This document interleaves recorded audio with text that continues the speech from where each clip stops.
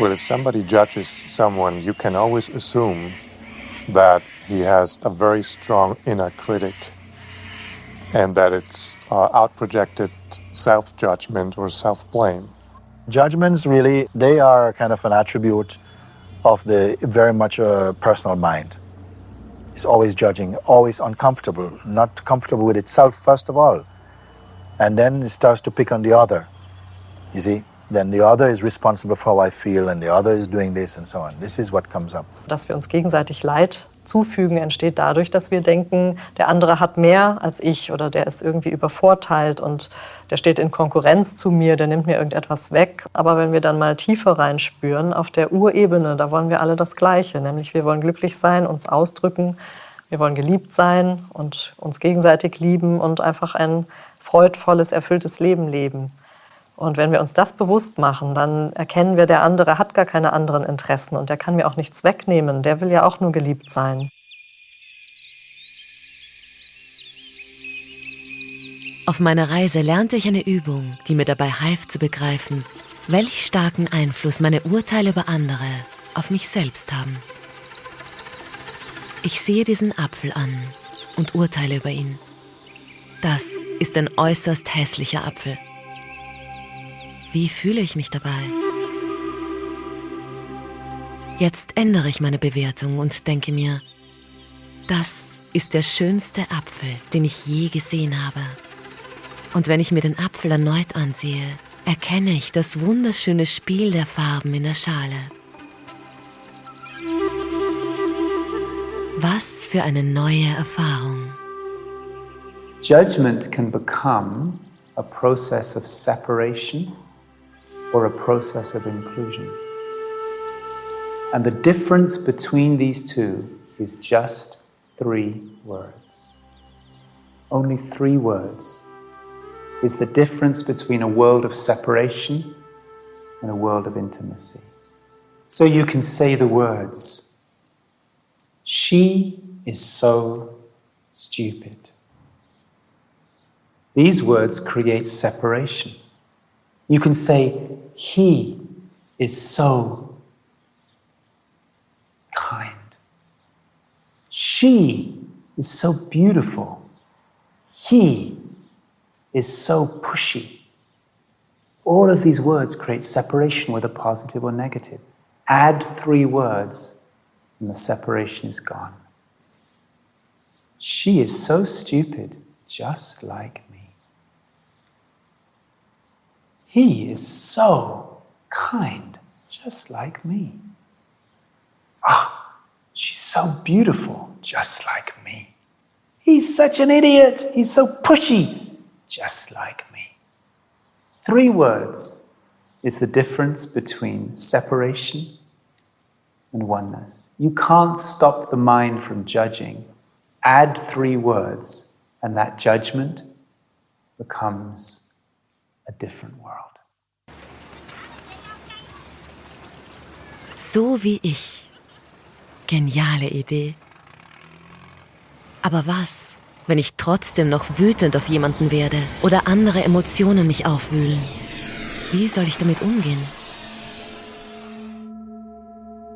Emotionen sind dafür da, dass wir wahrnehmen, wie weit wir mit uns selbst im Reinen sind, wie weit wir unsere Bedürfnisse leben. Wenn wir starke negative Emotionen haben, dann sind wir ganz weit von uns selbst entfernt und dann wollen diese Emotionen uns anzeigen, Achtung, schau mal dahin.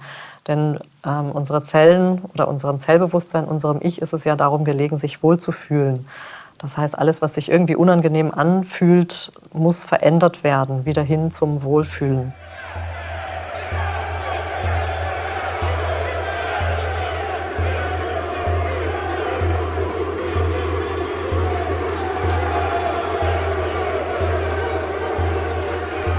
Most people recognize that becoming emotionally reactive is not really a very helpful thing. And so we have judgments, or we have a certain resistance to becoming very emotional. On the other hand, we also recognize that to feel deeply is an initiation into living more fully. So we get these things mixed up. The difference between feeling and becoming emotional is the attachment of a story. The need to know why I'm having this feeling. Auf Bali wanderte ich einmal mit Freunden zu einem Wasserfall. Plötzlich war mein 7-jähriger Sohn Moritz verschwunden. 2 Stunden lang suchte ich ihn verzweifelt im verregneten Dschungel. Schließlich tauchte er zusammen mit 2 meiner Freunde wieder auf, die mir nicht gesagt hatten, dass sie ihn zu einem anderen Wasserfall mitgenommen hatten. Selbst jetzt, wo er längst wieder hier war ich wütend auf meine Freunde. Bis mir einfiel, was mir Arjuna Ada gesagt hatte. When you feel angry, see if it's possible to feel the anger, even to express the anger for a couple of minutes. Oh, it feels like I feel so angry I could kill. Why, what's wrong? I don't know, I just feel this way and it feels good. This is liberating. If you enter into anger without any story, the anger becomes power. The power becomes your original nature, which is love. If you enter into anger with a story, it's focused on something else. Now there's blame, you did this, and this is why I feel this, and you made me feel, and you enter into an endless realm now of action and response, and so it goes on and on and on. Becoming emotional will wrap you up more in the traps of the thinking mind. Feeling deeply will bring you home to yourself. Your feelings become a teacher, a guide, when you can follow them free of thought. Gefühle. Was für eine kraftvolle Energiequelle. Wenn ich es vermeide, anderen die Schuld zuzuweisen und persönliche Geschichten daran zu hängen. Aber was, wenn ich es trotzdem tue? Many of us hold the grievances, the hurts that we've had inside for generations. Look at the wars that are going on in the world. People fighting against each other because they hold anger towards each other. I think one of the most important tools that we can develop as human beings is something called forgiveness. And even when we take that word, we take the word forgiving. It literally means forgiving. And many times when we're hurt, we shut down, we contract, we pull back, and we don't give anymore. We don't give. If somebody hurts us, we don't want to give them anything anymore. We don't want to love them anymore.